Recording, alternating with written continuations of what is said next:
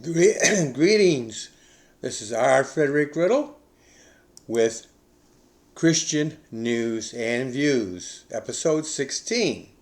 Hope you have noticed that I have a new studio, somewhat similar to the old one, but just a little bit of maneuvering around here, making things a little bit more efficient for me and overall looking and feeling better and more comfortable.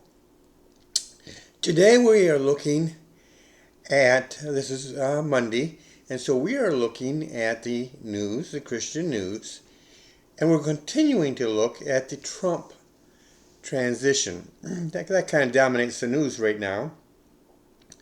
There are two headlines I want to feature today.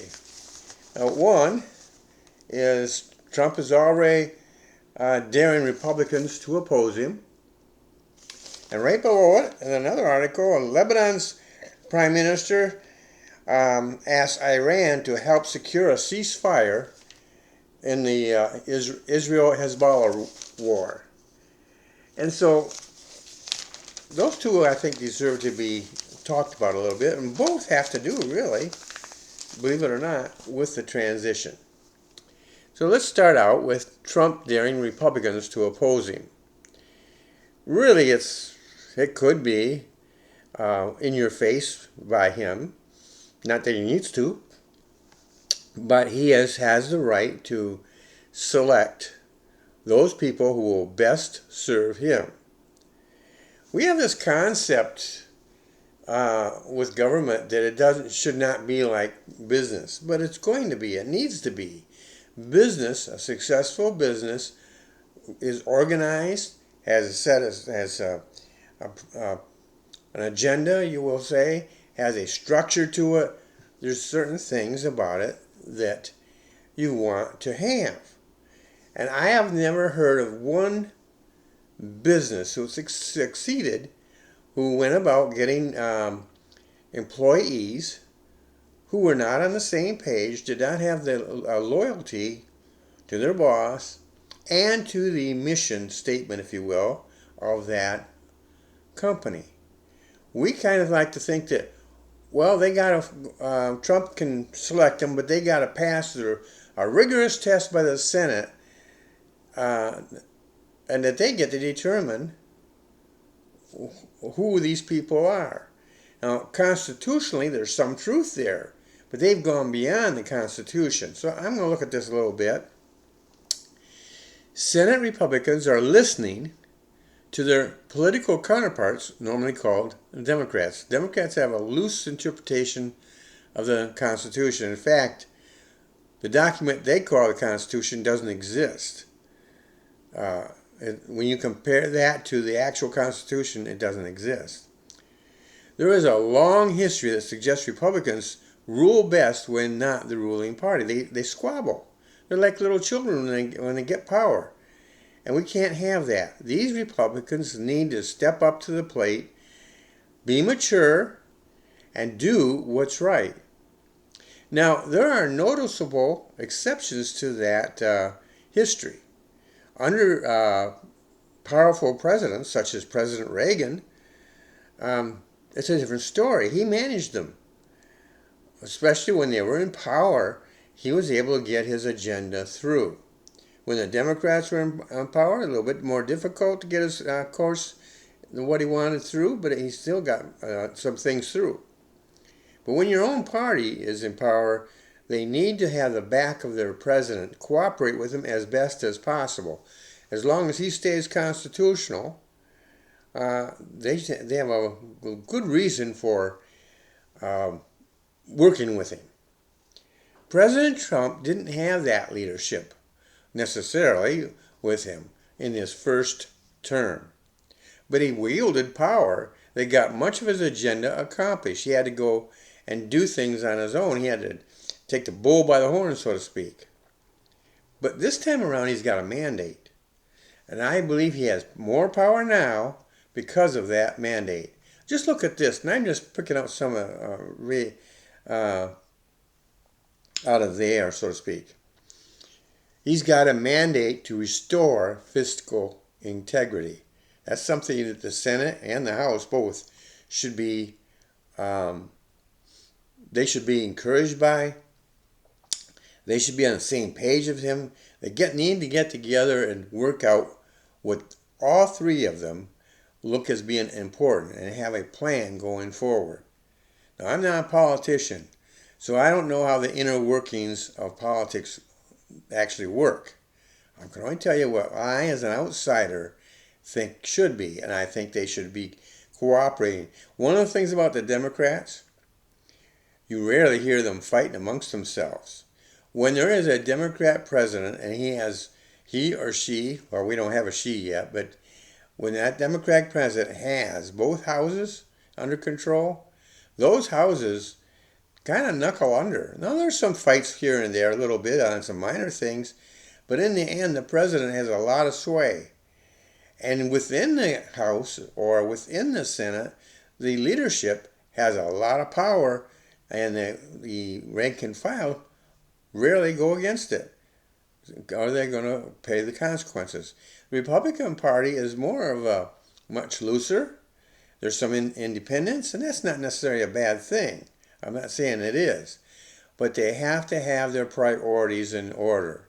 Their first priority should be that their president, a Republican, needs to have their support for the plan that he has going forward. It's what people voted for.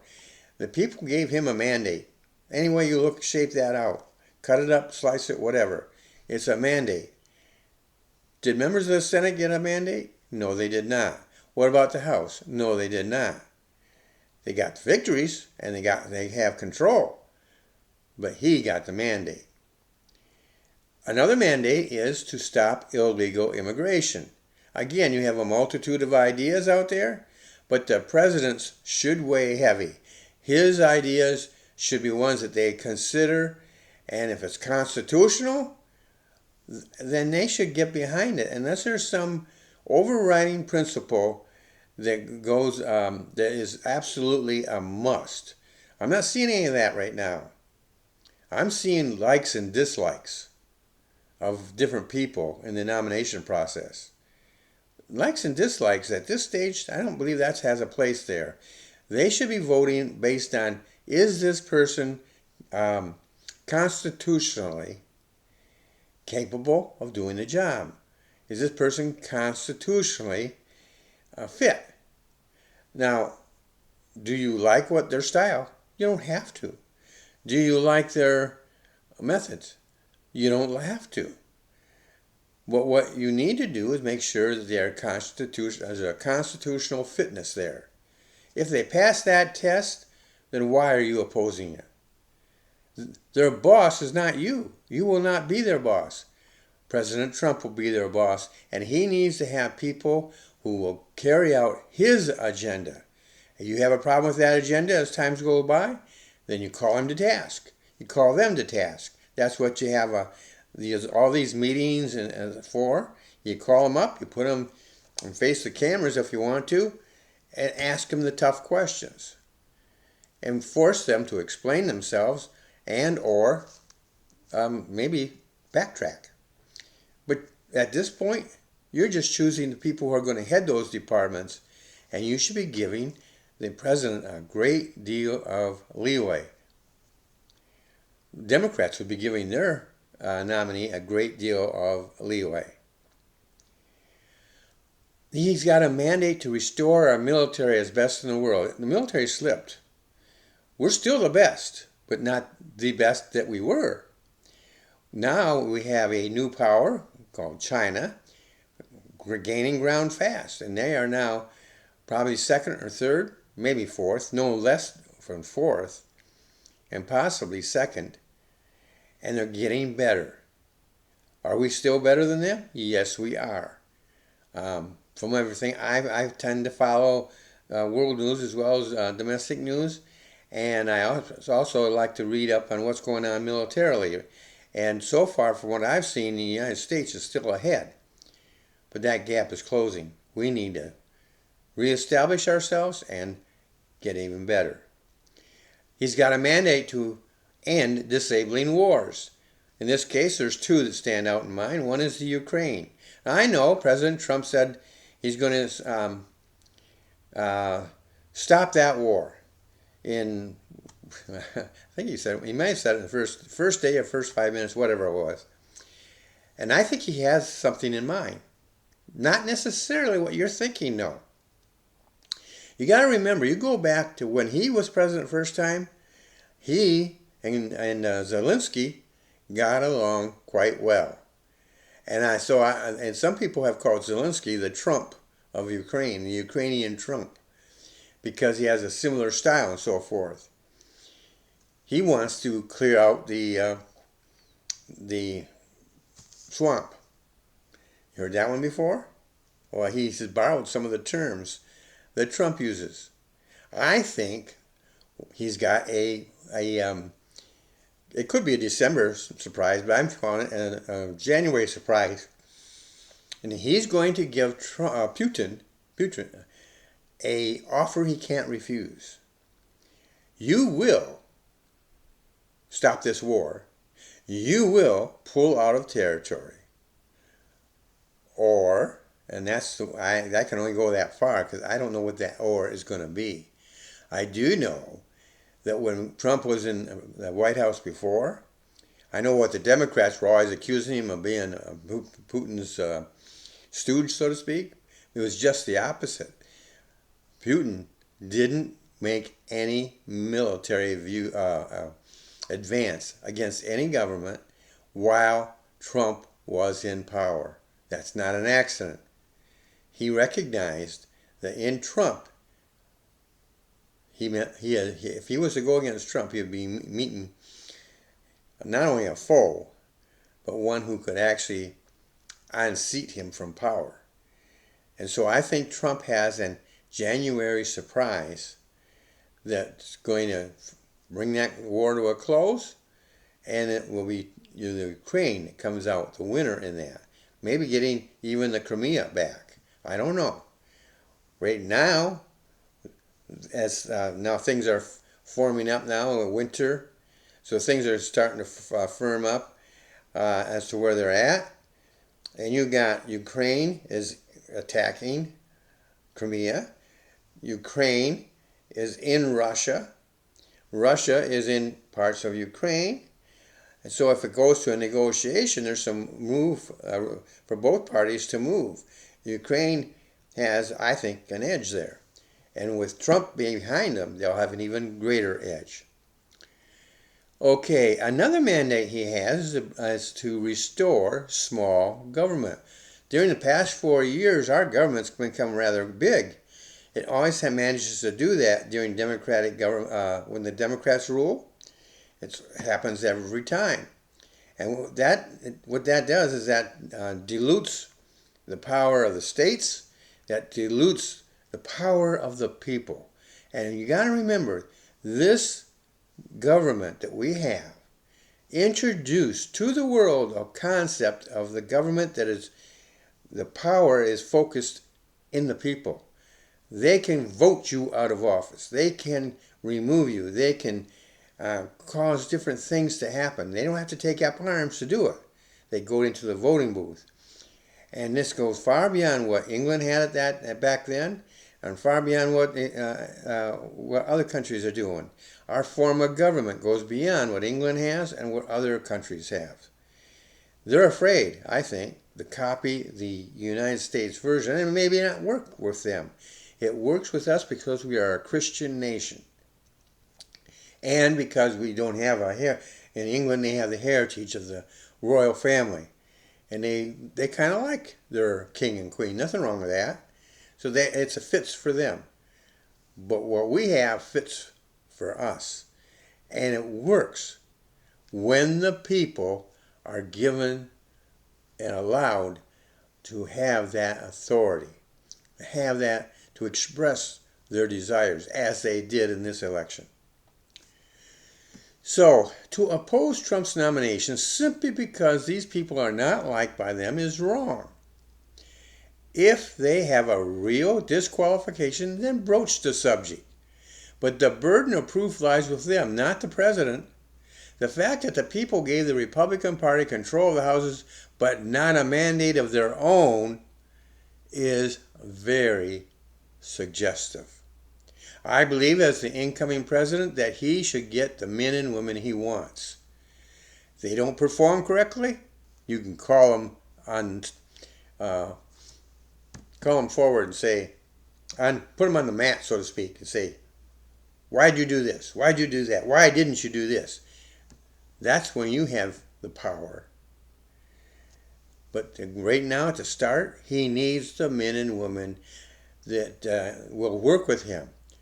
In his first time around, he had men and women, and across the board, they were qualified. But not all of those who were qualified were loyal to him or loyal to the agenda, the mission that he was focused on. And the result was they ended up getting fired or quitting. This time around, so I think he learned that from that he needs to have men and women in his administration who will be, first of all, loyal to that mission, loyal to him. They'll do what he'll be their boss, which is what he technically is. He's their boss. And then, yes, have the qualifications. Some qualifications they can learn on the job. Believe it or not, they can. He can teach them. He's been there before, so he knows what he wants. And he knows how, and he can make sure that they're surrounded themselves with people of quality, people who can give them that skill. They don't have to have all that skill themselves. But they do need to be on the same page as him. They do need to be focused on bringing his agenda forward, advancing it, and bringing in success to that and to the American government, and then eventually to the American people. That's my opinion. The second news that we had was on Lebanon's prime minister asking for Iran's help. This is not all that outlandish or anything like that. Iran's the one that finances Hezbollah. Iran's the one that's really behind everything that's going on over there from the terrorist viewpoint. They look to Iran for the money, for the weapons, perhaps even some of the leadership. So remember I talked about the Trump effect and effect? Here is another example. Lebanon's prime minister is asking for Iran to help in getting a ceasefire. Not because they want Trump to succeed. No. They want the terrorists to succeed. They want their side to succeed. And if they can get a ceasefire now, even before Trump takes office, and get a ceasefire arranged between them and Israel, then they become, in their minds, they're going to win. The Trump presidency will be like the first term in that he provides strong leadership. He has a my way or the highway approach. People don't like it, but it works. I come from Michigan. And the first time I remember ever hearing that term, I believe it was in association with the Detroit Tigers coach, Sparky Anderson. My way or the highway. And some people liked it, some people didn't, but it worked. And they got a world championship out of it, by the way. Trump has the ability to laser focus his thoughts and actions on whatever he targets. The Prime Minister knows this and is fearful that Israel will wipe out Hezbollah. A ceasefire would benefit Hezbollah more than it would Israel. So I don't think they're going to get that ceasefire because I don't think Israel will agree to it. First of all, I think Israel knows that Trump is pro-Israel. And they know that, and they're going to hold out until he gets in power, and then they will have him there backing them up. Historically speaking, ceasefires always allow Hezbollah and company to rearm and then resume aggression, which is why they want a ceasefire. Now, that means that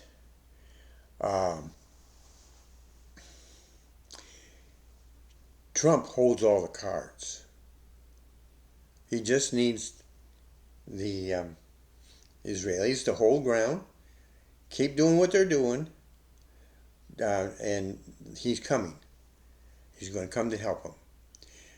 I believe he's going to bring he may have a January surprise there too, in the case of Israel. Now, is this going to solve it forever? No. If you know the Bible, then you know it's not. This is going to buy time. This is going to buy time for the Word of God to get out, for more Jewish people to hear the gospel, and to become Christians. Now, Jewish people in Israel and Jewish people, by the way, in the Ukraine. This will also, Gentiles, more Gentiles will hear the gospel. More Gentiles will get saved. The going forth of the gospel of Christ will benefit from 4 more years of Trump. Because why?